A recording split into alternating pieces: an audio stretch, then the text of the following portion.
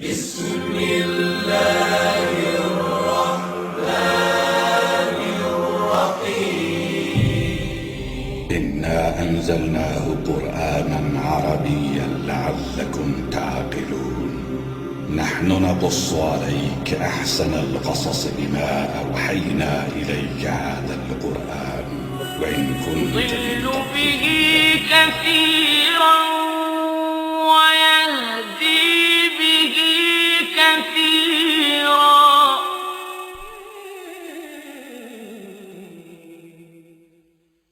صلوا عليه وآله صلوا عليه وآله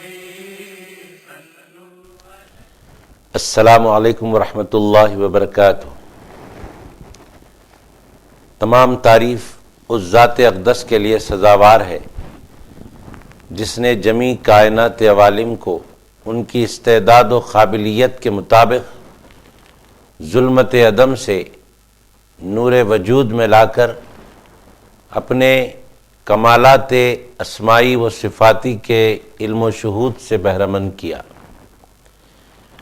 درود و سلام ہو ذات مقدس سیدنا محمد مصطفیٰ احمد مجتبیٰ صلی اللہ علیہ وآلہ وسلم پر، جن کے دائرۂ عین جامع میں جمیع آیان کائنات کا ثبوت، وجود، ظہور و بطون ہے، اور درود و سلام ہو آپ کے آل اطہار پر جو آپ کے کمالات صفات جلال و جمال کے مجالی وہ مرائی یعنی آئینے ہیں، اور درود و سلام ہو آپ کے اصحاب اخیار پر جو آپ کے دین کے انوار کے مصابیح یعنی چراغ ہیں، اور تابعین و تبع تابعین تا قیام قیامت سب پر درود و سلام جاری و ساری و متوالی ہو۔ بعد حمد و صلوات کے محترم ناظرین، نشا اسلامک پر تفسیر القرآن الکریم الموسوم تفسیر طاہری آپ سنتے چلے آئے ہیں۔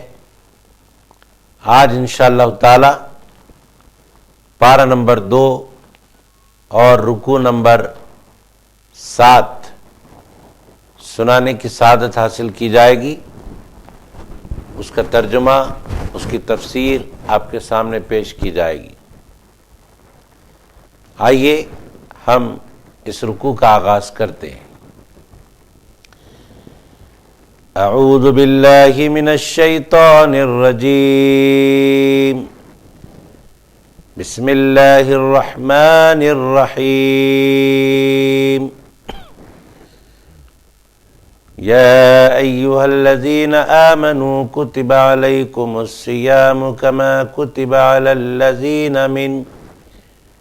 من قبلکم لعلکم تتقون۔ اے ایمان والو، تم پر روزے فرض کیے گئے جیسے اگلوں پر فرض ہوئے تھے کہ کہیں تمہیں پرہیزگاری ملے۔ محترم ناظرین، پارہ نمبر 2 رکوع نمبر 7 کی اس پہلی آیت میں اللہ تبارک و تعالیٰ نے روزوں کی فرضیت کا حکم دیا۔ روزوں کی فرضیت اور اس کے مقصد کا بیان اس آیت مبارکہ میں خالق کائنات نے بیان فرمایا۔ ارشاد فرماتا ہے، اے ایمان والو۔ اس آیت میں روزوں کی فرضیت کا بیان ہے۔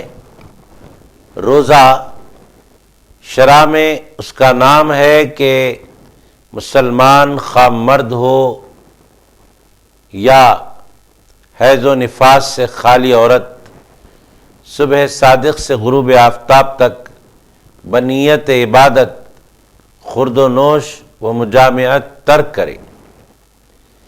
رمضان کے روزے 10 شوال 2 ہجری کو فرض ہوئے۔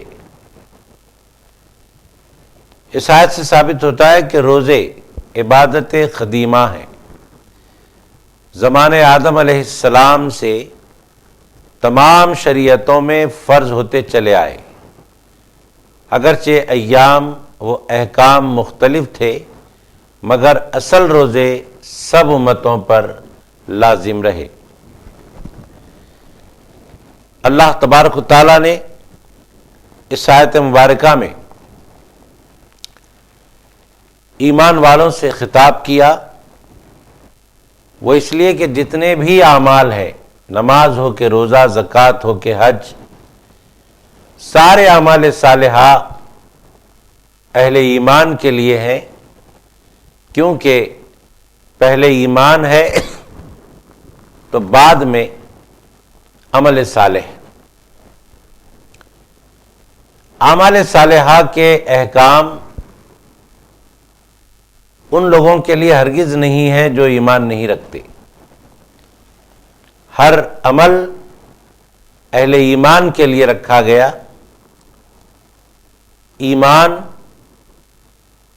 اول درجہ رکھتا ہے اور اعمال صالحہ اس کے بعد والے درجے میں آتے ہیں، اس لیے یہاں پر ایمان والوں سے خطاب کیا گیا اور فرمایا گیا کہ تم پر روزے فرض کیے گئے جیسے اگلوں پر فرض ہوئے تھے کہ کہیں تمہیں پرہیزگاری ملے۔ لعلکم تتقون کا معنی تمہیں پرہیزگاری ملے۔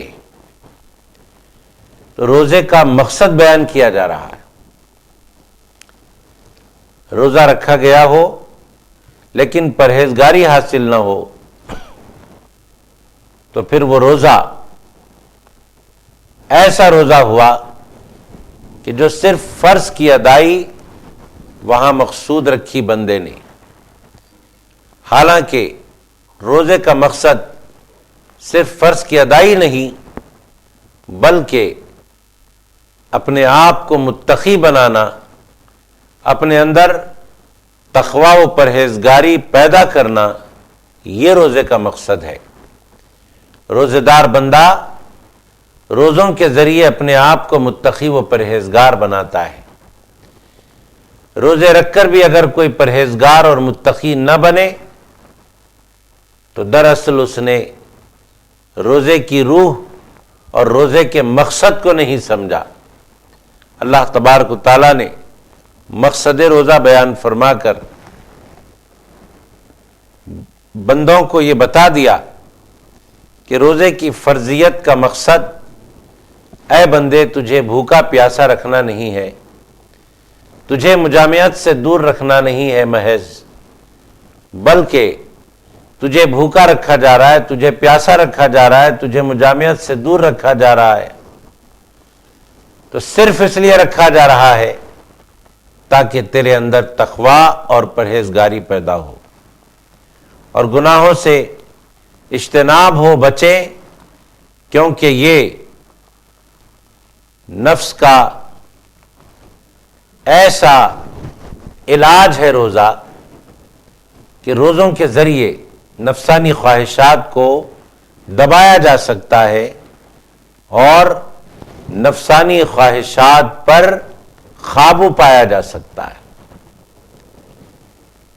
روزے کے ذریعے نفسانی خواہشات قابو میں آتے ہیں، اگر روزے نہ رہے تو پھر نفسانی خواہشات اور ابھریں گے اور بڑھیں گے۔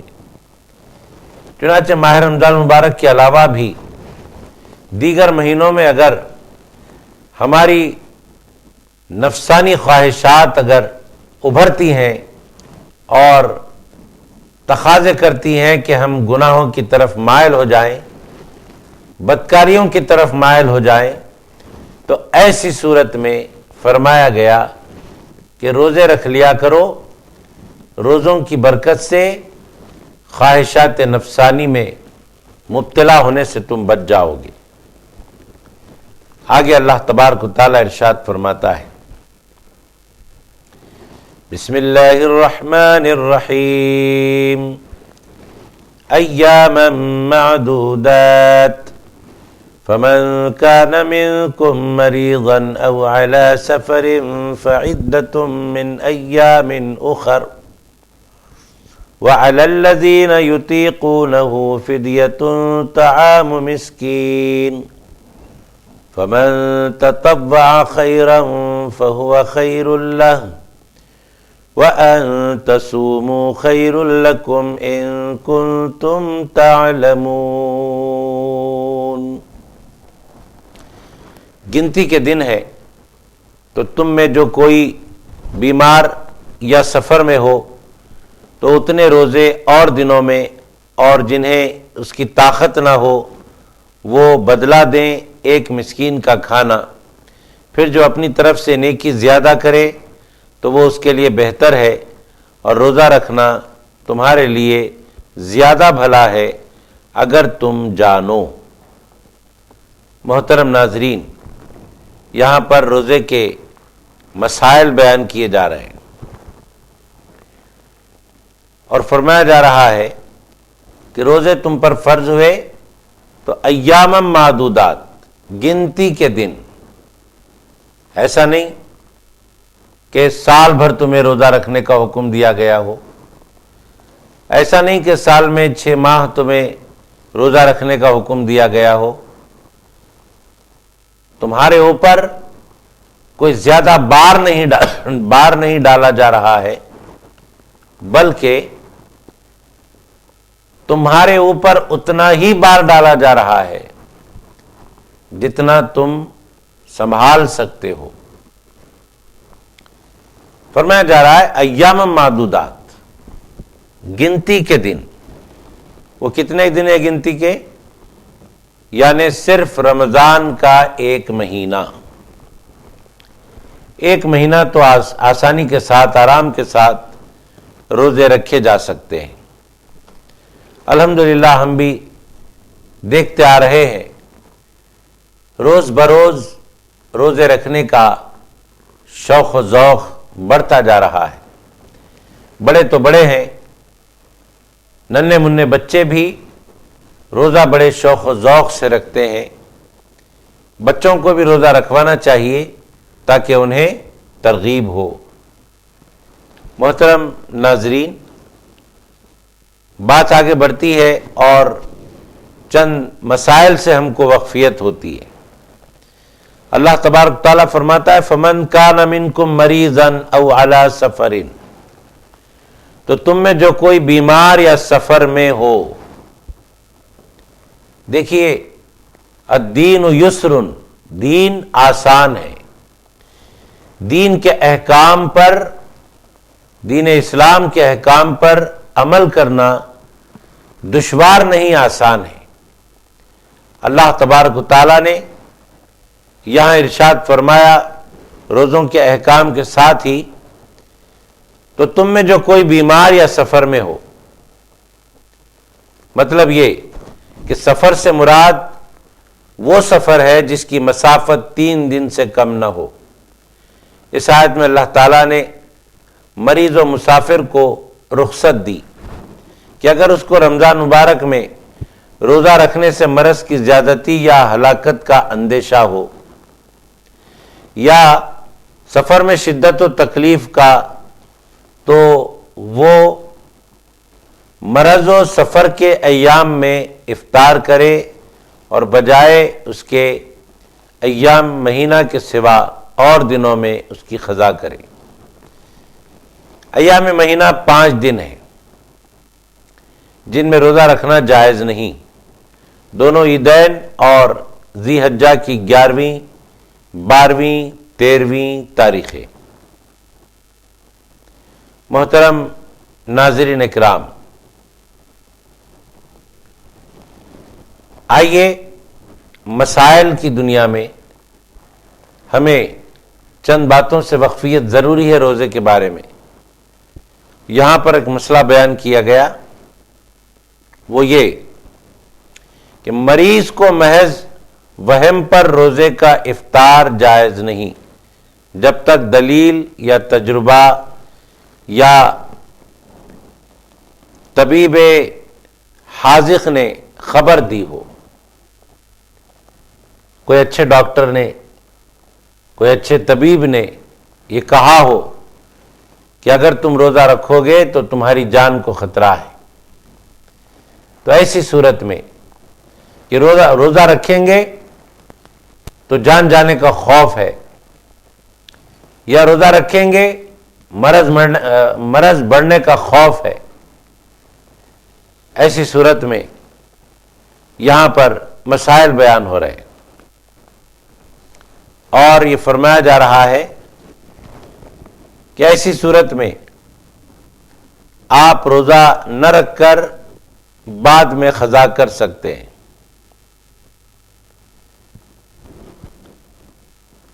اور دوسری بات، جو بالفعل بیمار نہ ہو لیکن مسلمان طبیب یہ کہے کہ وہ روزہ رکھنے سے بیمار ہو جائے گا،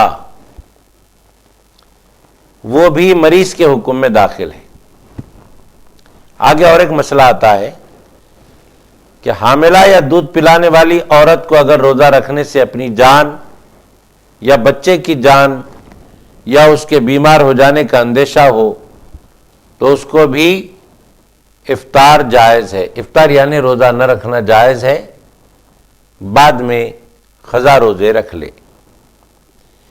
جس مسافر نے طلوع فجر سے قبل سفر شروع کیا اس کو تو روزے کا افطار جائز ہے، لیکن جس نے بعد طلوع سفر کیا اس کو اس دن کا افطار جائز نہیں۔ روزے کے بارے میں مسائل سے واقفیت ضروری ہے، اور علماء سے دریافت کریں روزے کے مسائل کیا ہوتے ہیں۔ خاص طور پر ماہ رمضان میں ایسے ہی مسائل سننے سنانے کو بڑی کثرت سے ملا کرتے ہیں، جس میں روزے کے مسائل، رمضان المبارک کے مہینے کی فضیلتیں، اور ماہ رمضان المبارک میں جن جن تواریخ میں بڑے بڑے واقعات رونما ہوئے، جیسے غزوہ بدر وغیرہ اور دیگر باتیں، انہی عنوانات پر بہت سارے اجتماعات بھی ہوتے ہیں، بہت سارے معلوماتی مراکز پر معلومات فراہم کی جاتی ہیں۔ آئیے یہاں پر بھی روزے سے متعلق معلومات کو فراہم کیا جا رہا ہے، اور بتایا جا رہا ہے کہ اگر طاقت نہ ہو روزہ رکھنے کی، وَعَلَى الَّذِينَ يُطِيقُونَهُ فِدْيَةٌ طعام مسکین، وہ بدلہ دیں ایک مسکین کا کھانا۔ جس بوڑھے مرد یا عورت کو پیرانہ سالی کے ذوف سے روزہ رکھنے کی قدرت نہ رہے، یعنی اس آیت مبارکہ کو لے کر ہر کوئی اپنے ذوف کو وجہ نہیں بنا سکتا، اپنے طور پر اپنے ذوف کو سبب بنا کر، بنیاد بنا کر فدیہ نہیں دے سکتا۔ البتہ اگر واقعی کسی مسلمان طبیب نے یہ کہہ دیا ہو کہ تمہاری عمر اتنی زیادہ ہو چکی ہے کہ تمہیں افطار ضروری ہے، یعنی تمہیں کھانا ضروری ہے، اگر نہ کھاؤ گے تو موت کا خوف ہے، ایسی صورت میں اس شیخ فانی یا اس بڑی عمر والے، اس پیرانہ سالی والے شخص کو یہ صورت سنائی جا رہی ہے، یہ چھوٹ دی جا رہی ہے کہ وہ فدیہ دے، کہا جا رہا ہے، اور جنہیں اس کی طاقت نہ ہو وہ بدلہ دیں ایک مسکین کا کھانا۔ جس بوڑھے مرد یا عورت کو پیرانہ سالی کے ذوف سے روزہ رکھنے کی قدرت نہ رہے اور آئندہ قوت حاصل ہونے کی امید بھی نہ ہو، یعنی بعض لوگوں کے دل میں خیال آتا ہے کہ چلو ہم روزہ نہ رکھیں، کسی ایک غریب مسکین کو کھانا کھلا دیں 2 وقت کا، تو ہماری طرف سے روزے کی فرضیت ختم ہو جائے گی، ہماری طرف سے وہ روزہ ادا ہو جائے گا اگر ہم کسی مسکین کو 2 وقت کھلا دیتے ہیں۔ ایسا نہیں ہے. یہاں ہر کس و ناکس مراد نہیں ہے. یہاں پر مراد ایسا بوڑھا آدمی یا عورت ہے جو ضعف کی وجہ سے، بڑھاپے کی وجہ سے اتنے کمزور ہو گئے ہوں کہ روزہ رکھ نہیں پاتے. اگر روزہ رکھیں گے، سحر سے لے کر افطار تک کا وقفہ بغیر کھائے پیے گزاریں گے تو پھر جان جانے کا خطرہ ہوگا. ایسے مرد یا عورت کو چھوٹ دی گئی اور کہا گیا کہ فدیتن طعام مسکین، ایک مسکین کا کھانا کھلا دے. چھوٹی موٹی وجہ سے روزہ چھوڑا نہیں جا سکتا. یہاں پر ایسے بوڑھے مرد یا عورت کا ذکر ہے جو بڑھاپے کی اس عمر کو پہنچ چکے ہوں کہ پھر سے طاقت و قوت آنے کی امید بھی نہ رہے. اس کو شیخ فانی کہتے ہیں. اس کے لیے جائز ہے کہ افطار کرے اور ہر روزے کے بدلے نصف سا گیہوں یا گیہوں کا آٹا، اس سے دونے جو یا اس کی قیمت بطور فدیہ دے. اگر فدیہ دینے کے بعد روزہ رکھنے کی قوت آ گئی تو روزہ واجب ہوگا. ایک تو یہ ہے کہ قوت نہ ہو اور قوت آنے کی امید بھی نہ ہو تو فدیہ دے دیا کریں. ایک آدمی کی طرف سے کسی ایک مسکین کو 2 وقت کا کھانا کھلا دے.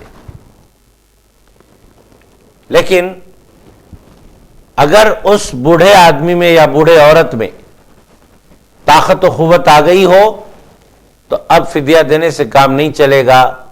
اب طاقت و قوت آنے کے بعد روزہ رکھنا واجب ہو جاتا ہے.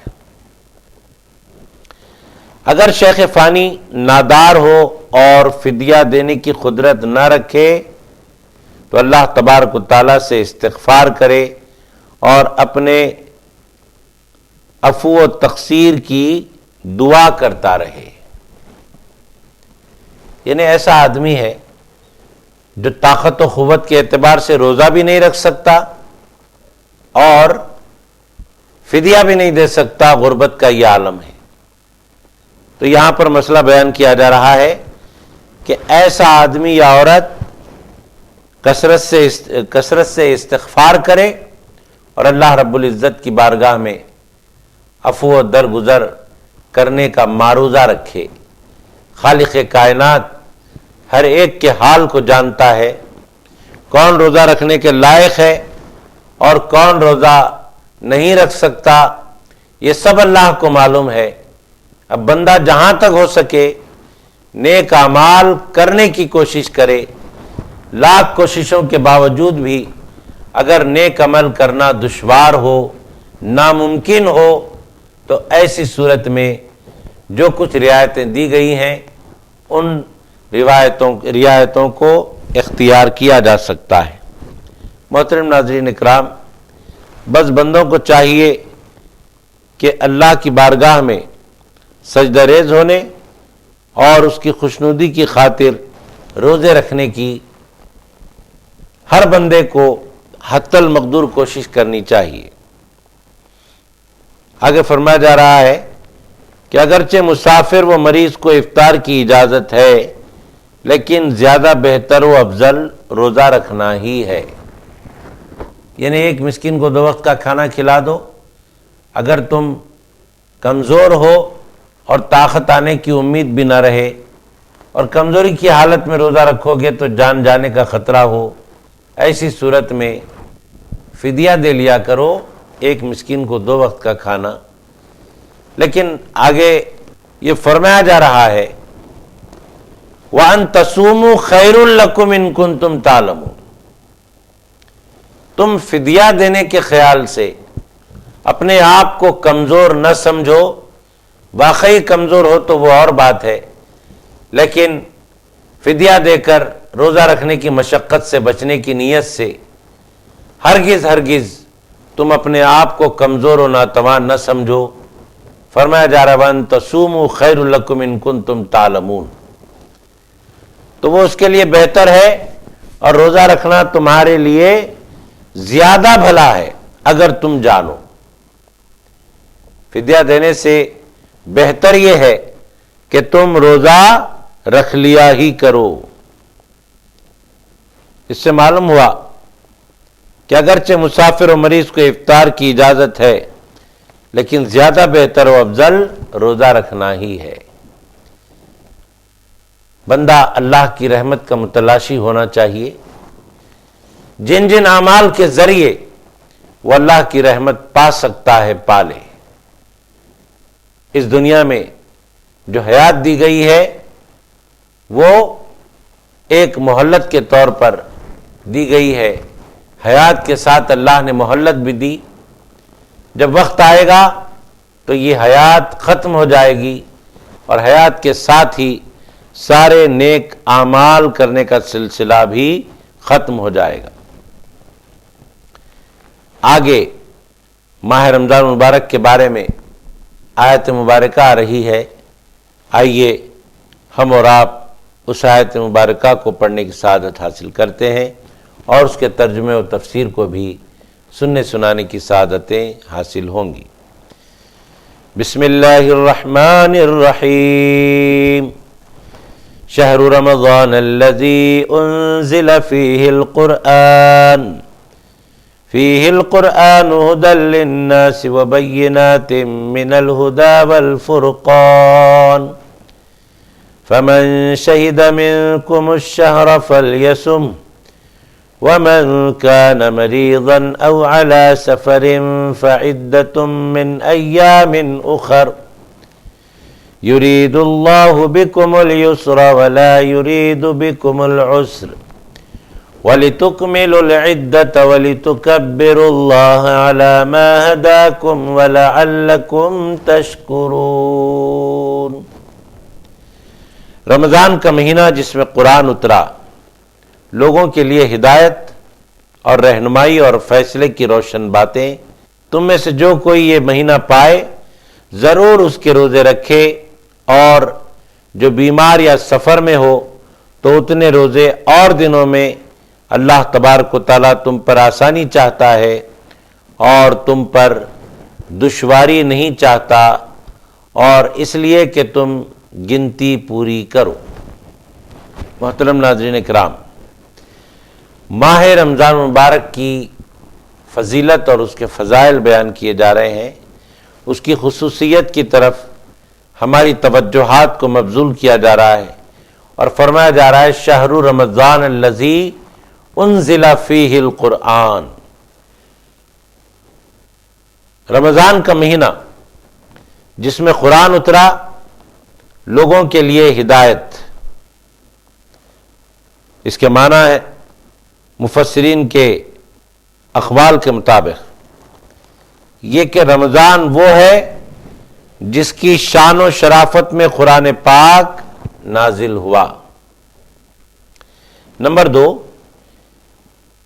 کہ قرآن کریم میں نزول کی ابتدا رمضان میں ہوئی۔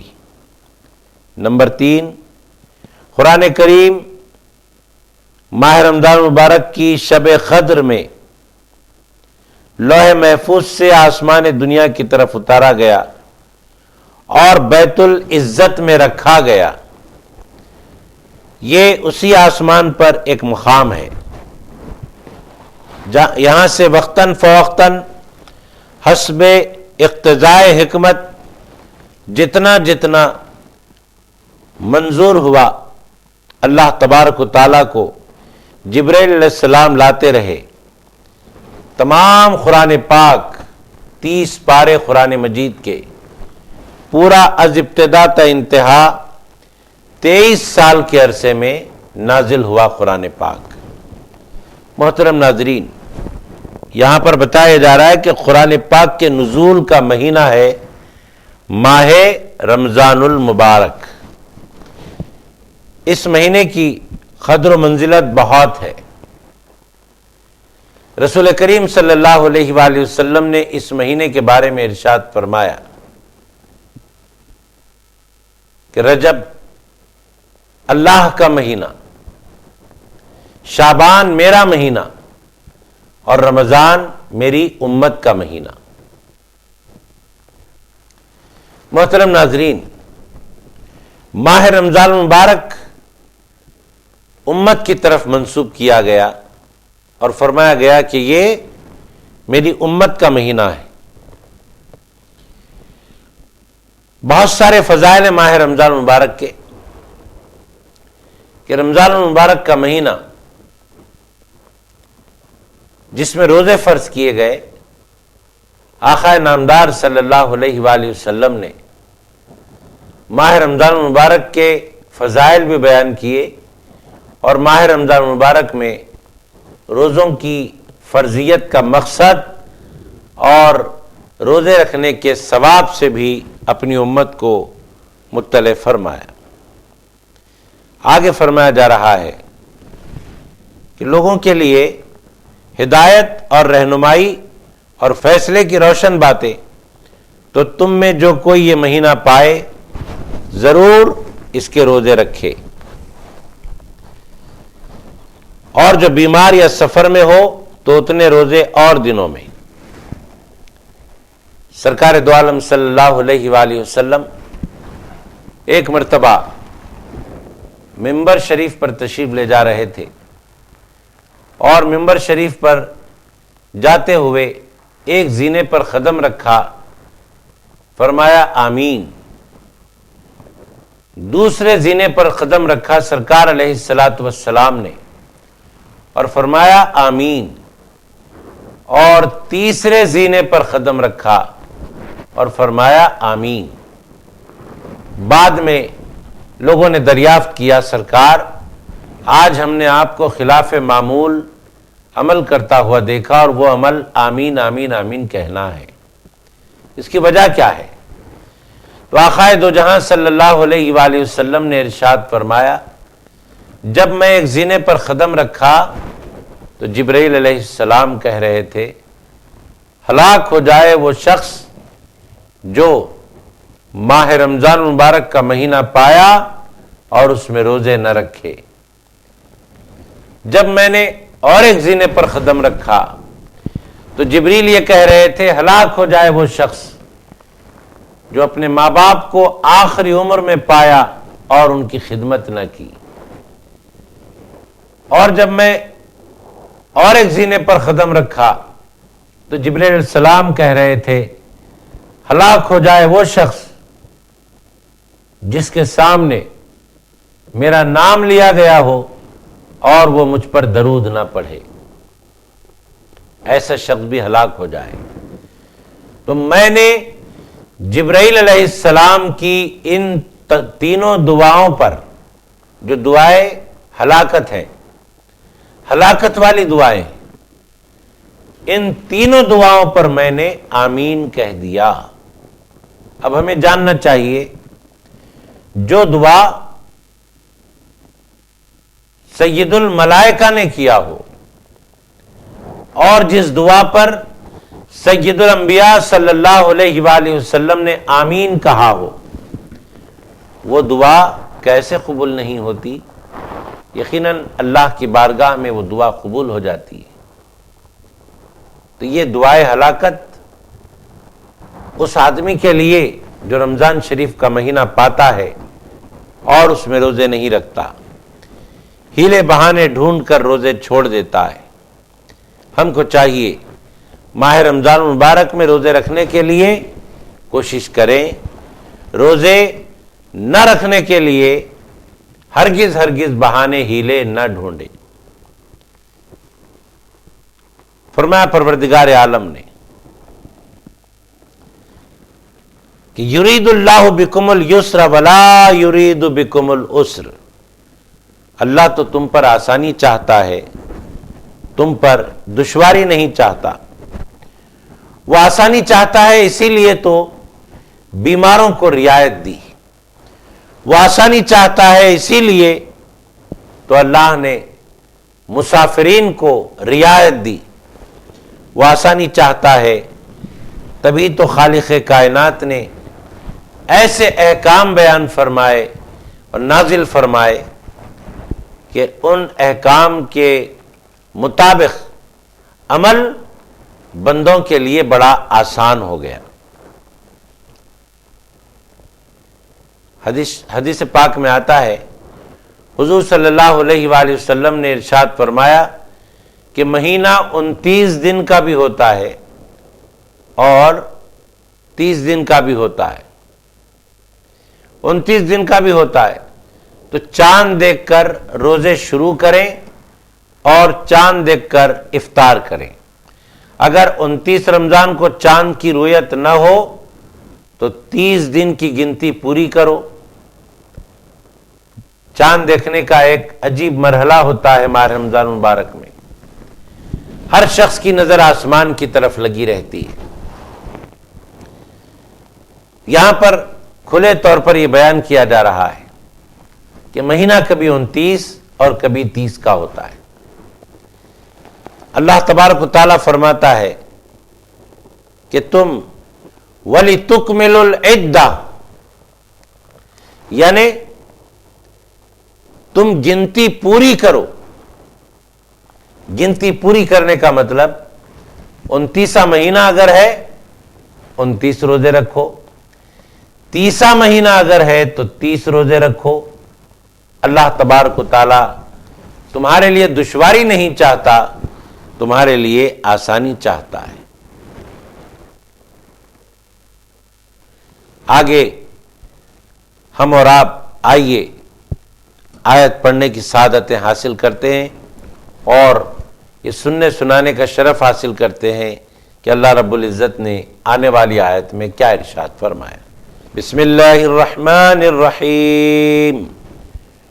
وَإِذَا سَأَلَكَ عِبَادِي عَنِّي فَإِنِّي قَرِيبٌ أُجِيبُ دَعْوَةَ الدَّاعِ إِذَا دَعَانِ فَلْيَسْتَجِيبُوا لِي وَلْيُؤْمِنُوا بِي لَعَلَّهُمْ يَرْشُدُونَ۔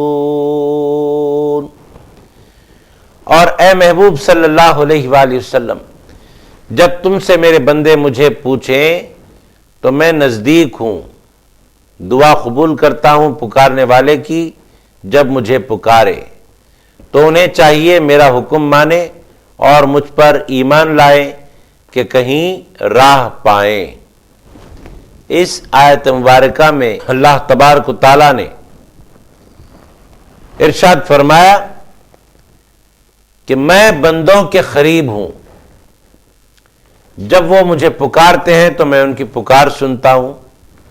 اے حبیب صلی اللہ علیہ وآلہ وسلم، جب میرے بندے میرے بارے میں تم سے پوچھیں تو تم یہ کہہ دو کہ میں قریب ہوں۔ انی فانی قریب، میں قریب ہوں، میں نزدیک ہوں۔ اس میں طالبان حق کی طلب مولا کا بیان ہے، جنہوں نے عشق الہی پر اپنے حوائج کو قربان کر دیا، وہ اسی کے طلبگار ہیں۔ انہیں قرب و وصال کے مجدے سے شاد کام فرمایا۔ اس آیت مبارکہ کا شان نزول بھی بیان کیا جا رہا ہے، وہ یہ کہ ایک جماعت صحابہ کرام کی جذبہ عشق الہی میں حضور صلی اللہ علیہ وآلہ وسلم سے دریافت کیا کہ ہمارا رب کہاں ہے۔ اس پر نوید قرب سے سرفراز کر کے بتایا گیا کہ اللہ تبارک و تعالی مکان سے پاک ہے۔ جو چیز کسی سے مکانی قرب رکھتی ہو وہ اس کے دور والے سے ضرور بعد رکھتی ہے، اور اللہ تعالیٰ سب بندوں سے قریب ہے۔ مکانی کی یہ شان نہیں، منازل قرب میں رسائی بندے کو اپنی غفلت دور کرنے سے میسر آتی ہے۔ محترم ناظرین کرام، اللہ تبارک و تعالیٰ کی قربت بندے کے لیے سب سے بڑی نعمت ہے، لیکن ضرورت اس بات کی ہے کہ بندہ یہ احساس کرے، یہ یاد رکھے کہ اللہ تبارک و تعالیٰ میرے قریب ہے۔ اللہ قریب ہے، اگر کوئی بندہ اس کا احساس رکھتا ہے، یقین رکھتا ہے، تو اس بات کی علامت ہے کہ وہ بندہ گناہوں سے بچا رہتا ہے۔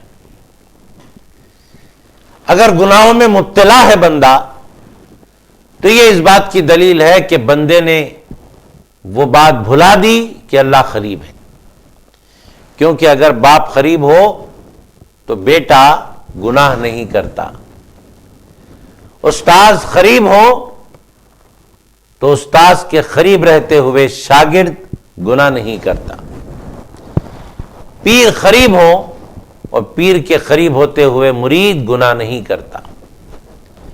جب دوریاں پیدا ہوتی ہیں، جب فاصلے ہوتے ہیں، تب کہیں گناہ ہوتا ہے۔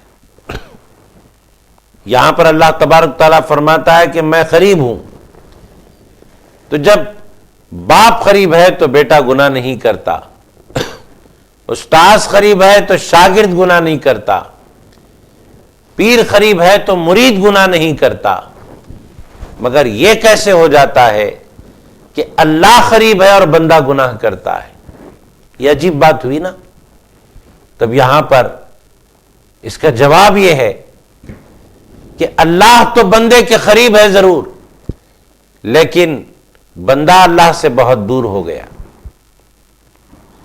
بندے کا اللہ سے دور ہونا اس طرح کہ بندے نے وہ بات بھلا دی کہ اللہ قریب ہے، تبھی تو گناہوں میں مبتلا ہوا۔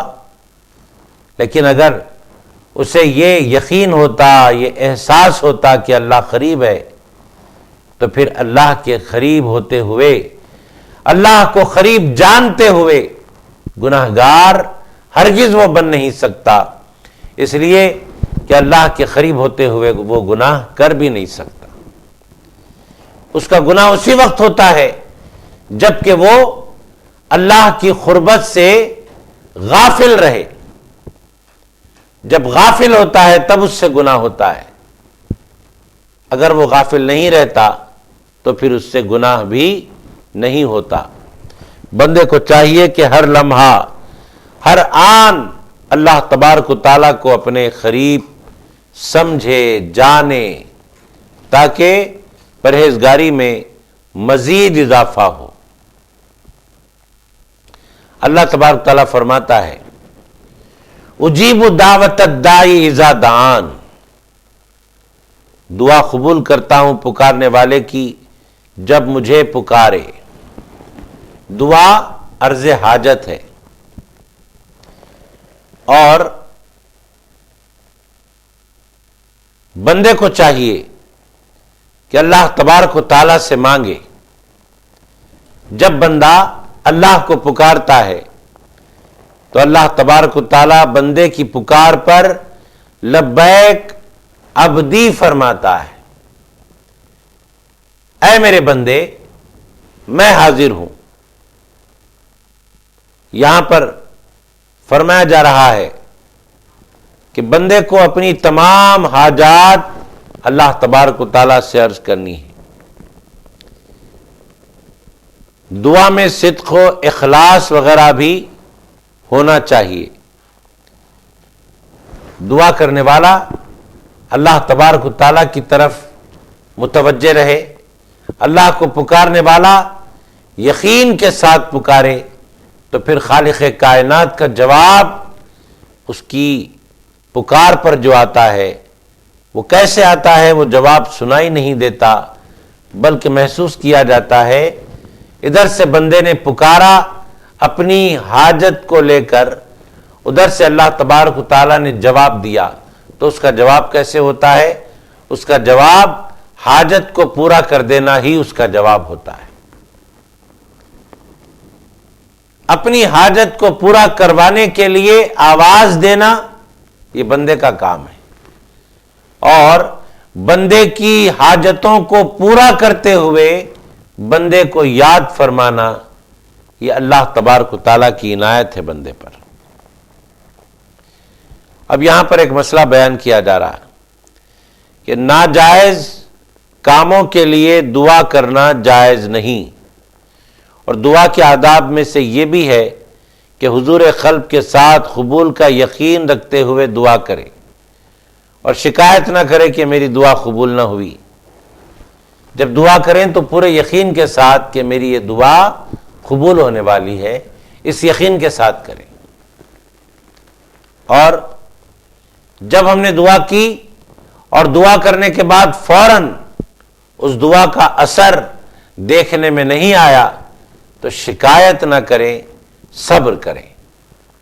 شکایت کریں گے تو اللہ ناراض ہو جائے گا، صبر کریں گے تو مراد پوری ہو جائے گی۔ ترمذی شریف کی حدیث پاک میں ہے کہ نماز کے بعد حمد و ثنا اور درود شریف پڑھے پھر دعا کرے۔ ترمذی شریف میں آیا ہے، کیا آیا ہے؟ نماز کے بعد حمد و ثنا کرنا، اللہ کی تعریف و توصیف بیان کرنا اور درود شریف پڑھنا، اللہ کی تعریف و توصیف، اس کے بعد درود شریف، پھر اس کے بعد دعا کرنا۔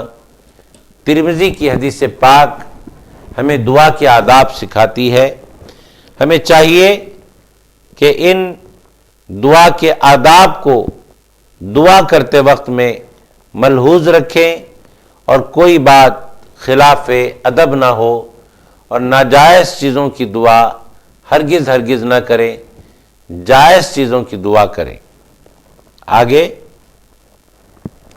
اللہ تبارک تعالیٰ ارشاد فرماتا ہے، بسم اللہ الرحمن الرحیم، احل لکم لیلۃ الصیام الرفث الی نسائکم ہن لباس لکم وانتم لباس لہن علم اللہ انکم کنتم تختانون انفسکم فتاب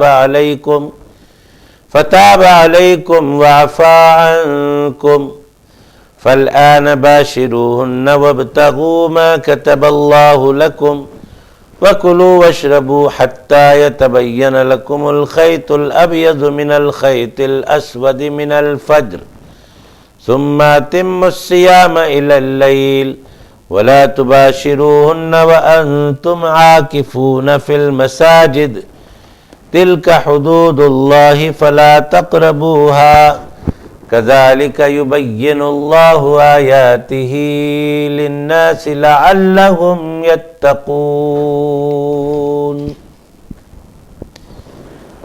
روزوں کی راتوں میں اپنی عورتوں کے پاس جانا تمہارے لیے حلال ہوا،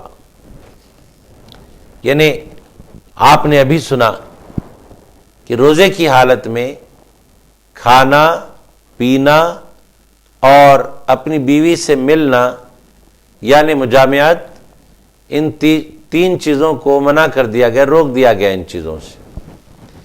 تو روزے کی حالت میں ان تین چیزوں سے رکے رہنا چاہیے، لیکن یہاں پر اللہ تبارک تعالی ارشاد فرماتا ہے کہ روزے کے دنوں میں رکنا چاہیے، البتہ جہاں تک روزے کے مہینے کی راتیں ہیں، جیسے ماہ رمضان مبارک کی راتوں کے بارے میں ارشاد ہوا کہ عورتوں کے پاس جانا تمہارے لیے حلال ہوا۔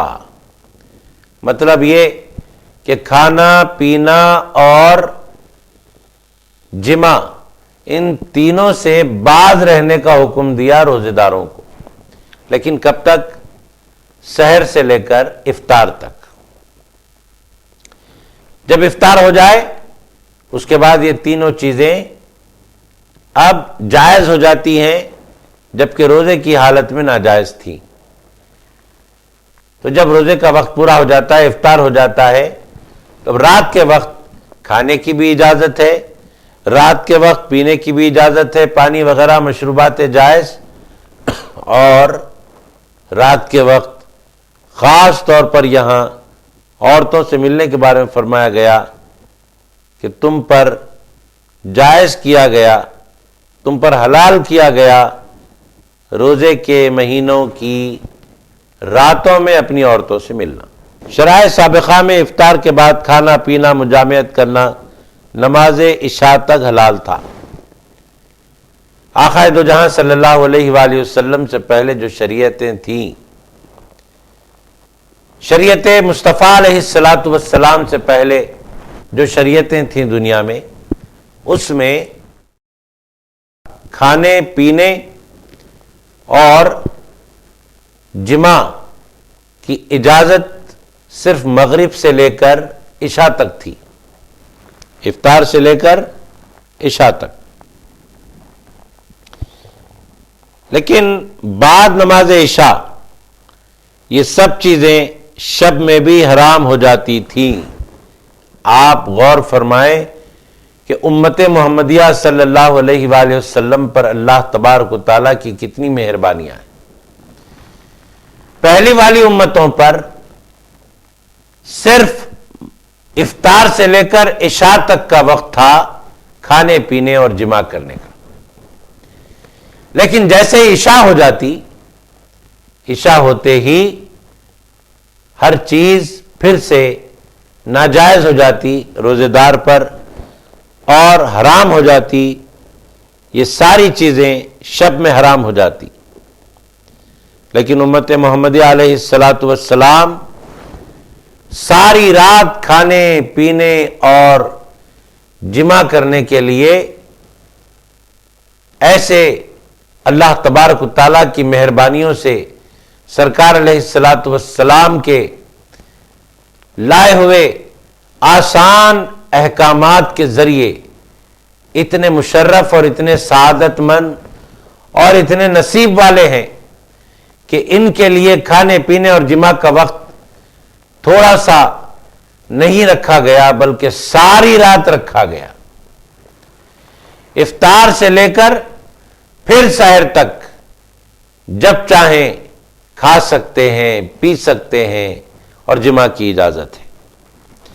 یہ حکم زمانہ اقدس تک باقی تھا، مگر صحابہ سے رمضان شریف کی راتوں میں بعد عشاء مباشرت وقوع میں آئی۔ ان میں حضرت عمر فاروق رضی اللہ تعالیٰ عنہ بھی تھے۔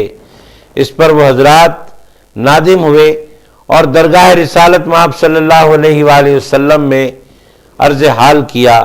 اللہ تبارک تعالیٰ نے معاف فرمایا اور یہ آیت نازل ہوئی اور بیان کر دیا گیا کہ آئندہ کے لیے رمضان کی راتوں میں مغرب سے صبح صادق تک مجامعت کرنا حلال کیا گیا۔ صحابہ کرام پر حلال ہوئی اور صحابہ کرام کے طفیل ساری امت پر یہ رعایت ہو گئی کہ افطار سے لے کر پھر سحر تک ساری رات کھانے پینے اور جماع کی اجازت مل گئی، رعایت مل گئی۔ محترم ناظرین، بات اور آگے بڑھتی ہے اور فرمایا جاتا ہے عورتوں کے بارے میں، شوہروں سے فرمایا جا رہا ہے وہ تمہاری لباس ہیں اور تم ان کے لباس ہو۔ اللہ نے جانا کہ تم اپنی جانوں کو خیانت میں ڈالتے تھے تو اس نے تمہاری توبہ قبول کی اور تمہیں معاف فرمایا، تو اب ان سے صحبت کرو اور طلب کرو جو اللہ نے تمہارے نصیب میں لکھا ہو، اور کھاؤ پیو یہاں تک کہ تمہارے لیے ظاہر ہو جائے سفیدی کا ڈورا سیاہی کے ڈورے سے۔ پھر رات آنے تک روزے پورے کرو اور عورتوں کو ہاتھ نہ لگاؤ جب تم مسجدوں میں اعتکاف سے ہو۔ یہ اللہ کی حدیں ہیں، ان کے پاس نہ جاؤ۔ اللہ یوں ہی بیان کرتا ہے لوگوں سے اپنی آیتیں کہ کہیں انہیں پرہیزگاری ملے۔ بہرحال روزوں کی فرضیت اور روزوں کے احکام، روزوں کے آداب یہ اس لیے ہے تاکہ روزے دار روزوں کے ذریعے اپنے آپ کو متقی و پرہیزگار بنا لیں۔ محترم ناظرین اکرام، آگے ایک مسئلہ اور بھی بیان کیا گیا ہے۔ وہ مسئلہ یہ ہے اعتکاف کے بارے میں۔ وَلَا تُبَاشِرُوهُنَّ وَأَنْتُمْ عَاكِفُونَ فِي الْمَسَاجِدِ، اور عورتوں کو ہاتھ نہ لگاؤ جب تم مسجدوں میں اعتکاف سے ہو۔ اعتکاف کی حالت کے احکام اور آداب بتلائے جا رہے ہیں۔ ماہ رمضان مبارک کے آخری عشرے کا اعتکاف سنت موقدہ کفایہ کا حکم رکھتا ہے۔ ماہ رمضان مبارک کے آخری عشرے کا اعتکاف مسلمانوں کو چاہیے کہ سب کے سب اعتکاف بیٹھے۔ اگر سب کے سب اعتکاف نہیں بیٹھتے آخری عشرے کا، چند لوگ بیٹھ جاتے ہیں بستی کے، تب سب کی طرف سے وہ سنت موقدہ کفایہ ادا ہو جاتی ہے۔ کم سے کم پوری بستی میں سے ایک آدمی ضرور اعتکاف بیٹھے ماہ رمضان کے آخری عشرے کا۔ اگر وہ ایک آدمی بھی اعتکاف نہیں بیٹھتا تو ساری بستی والے گناہگار ہو جاتے ہیں۔ اس میں بیان ہے کہ رمضان شریف کی راتوں میں روزے دار کے لیے جماع حلال جبکہ وہ معتکف نہ ہو۔ اعتکاف میں عورتوں سے قربت اور بوس و کنار حرام ہے۔ ابھی آپ نے سنا کہ امت محمدیہ صلی اللہ علیہ وآلہ وسلم پر اللہ کا احسان یہ ہوا کہ افطار سے لے کر سحر تک پھر ساری رات وہ کھا سکتے ہیں، پی سکتے ہیں، جماع کر سکتے ہیں۔ لیکن اگر اعتکاف بیٹھا ہو کوئی بندہ، آخری عشرے کا اعتکاف بیٹھ گیا، جب بیٹھا اعتکاف تب رات کے وقت میں اس کے لیے دو چیزیں حلال رہیں گی اور ایک چیز بدستور ناجائز رہے گی اس کے لیے۔ مطلب رات کے وقت میں اعتکاف میں بیٹھا ہوا آدمی معتکف کھا سکتا ہے، ساری رات پی سکتا ہے، لیکن عورتوں کے ساتھ نہیں رہ سکتا، اپنی عورت کے ساتھ مجامعت نہیں کر سکتا۔ یہ مسئلہ یہاں پر بیان کیا گیا ہے۔ اور عورتوں سے مجامعت تو درکنار، عورتوں کے قریب بھی نہیں جا سکتا، عورتوں سے بوس و کنار بھی اس کے لیے حرام ہو جاتا ہے۔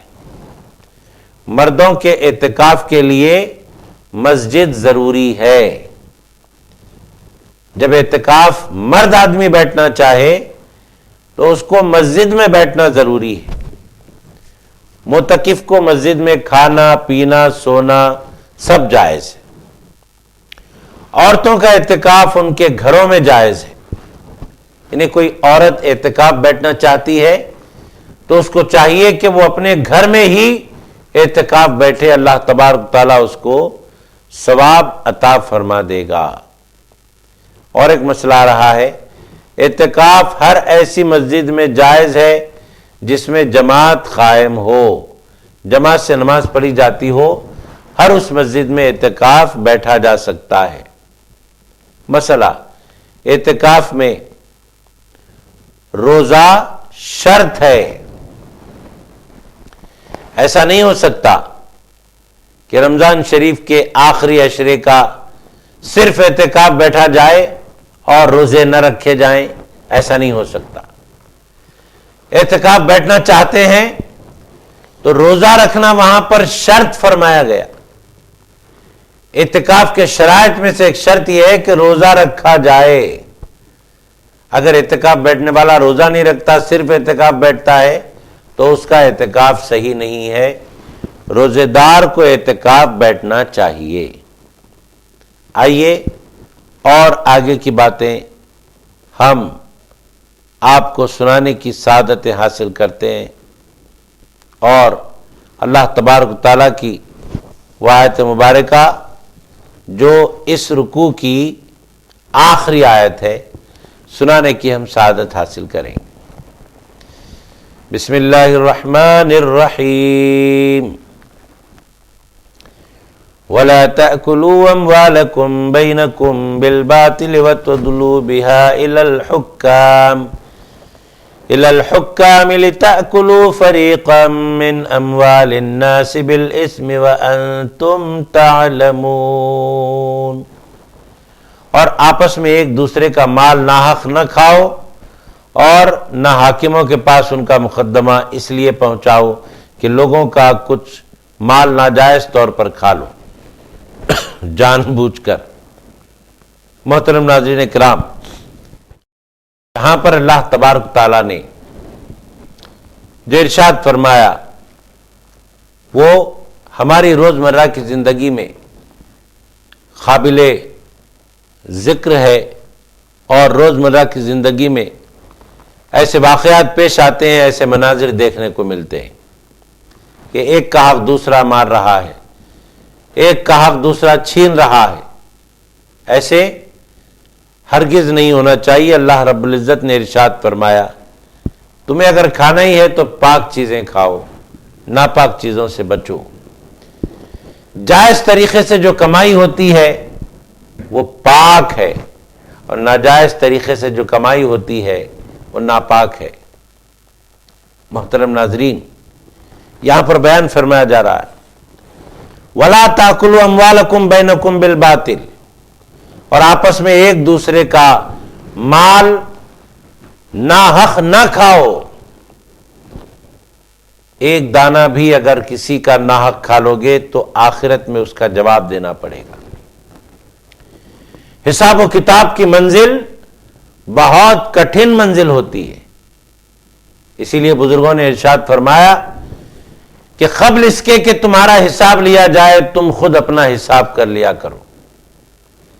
یعنی اللہ تبارک و تعالیٰ مرنے کے بعد تو کسی حال تم سے حساب لینے والا ہے۔ بہتر یہ ہے کہ تم خود اپنا جیتے جی حساب کر لو، روزانہ سوتے وقت سارے دن کو اپنے خیالوں میں لاؤ، سارے دن کا جائزہ لو کہ آج کی تاریخ میں نے کیا کیا کیا نہیں کیا۔ اگر کوئی بندہ اپنے آپ روزانہ حساب کرنے کا عادی ہو جائے تو پھر کل اللہ کے یہاں اس بندے کے لیے حساب و کتاب آسان ہو جائے گا۔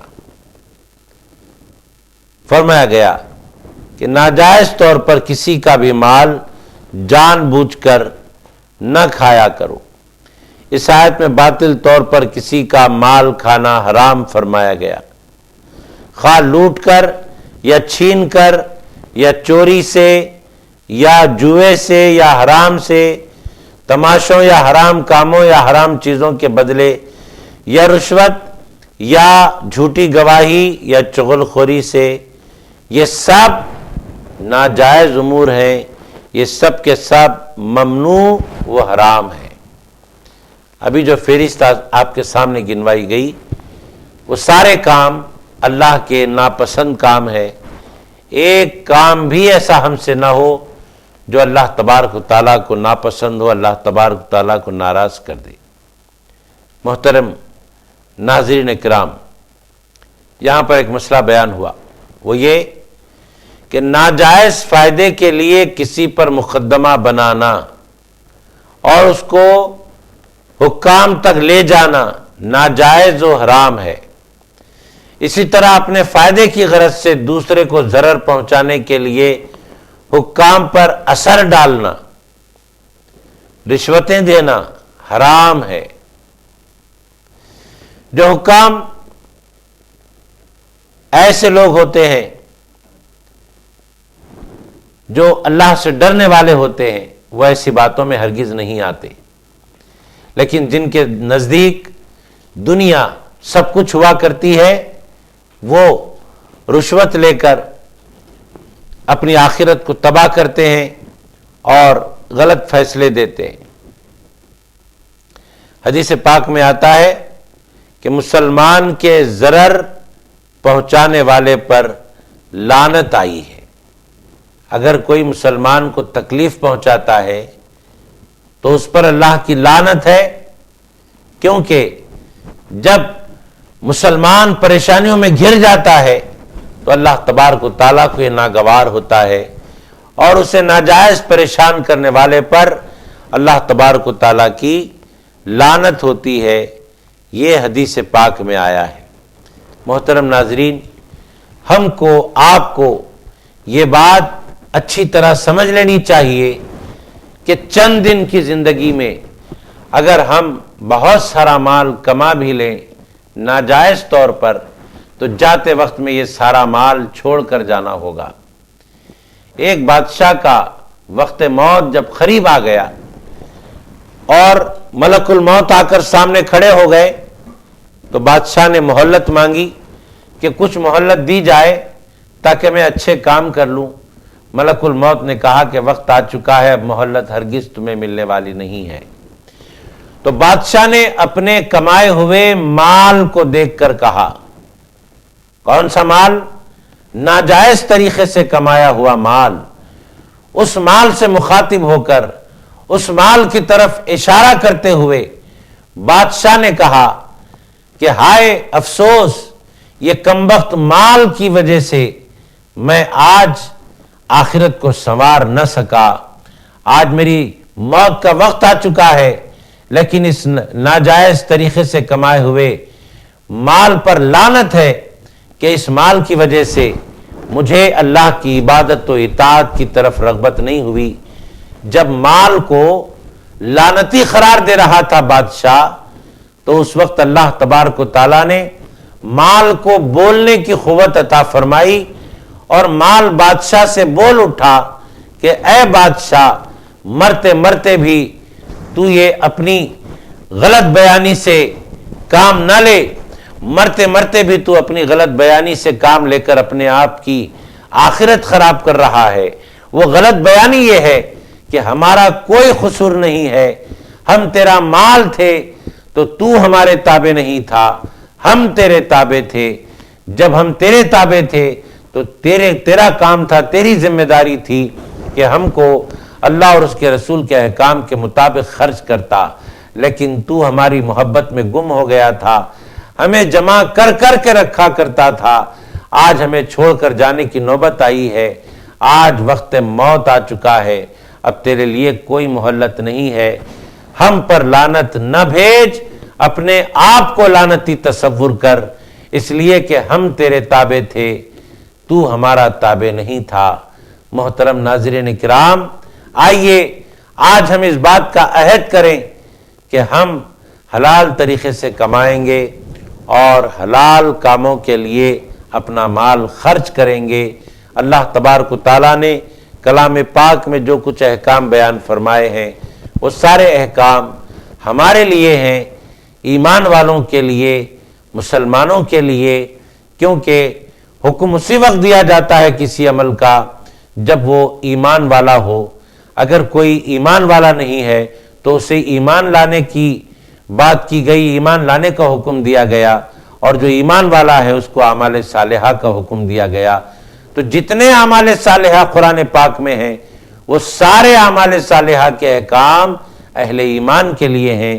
اللہ تبارک و تعالیٰ نے ہمیں ایمان والا بنایا، تو پھر ایک ایک حکم پر اللہ رب العزت کے ہمیں عمل کرنا چاہیے، ایک ایک حکم مصطفیٰ علیہ السلام کے مطابق اپنی زندگیوں کو ڈھالنا چاہیے۔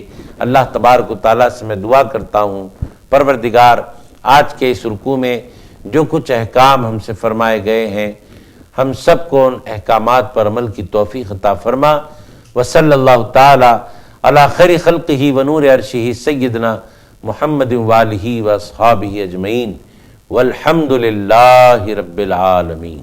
يا أيها الذين آمنوا كتب عليكم الصيام كما كتب على الذين من قبلكم لعلكم تتقون أياما معدودات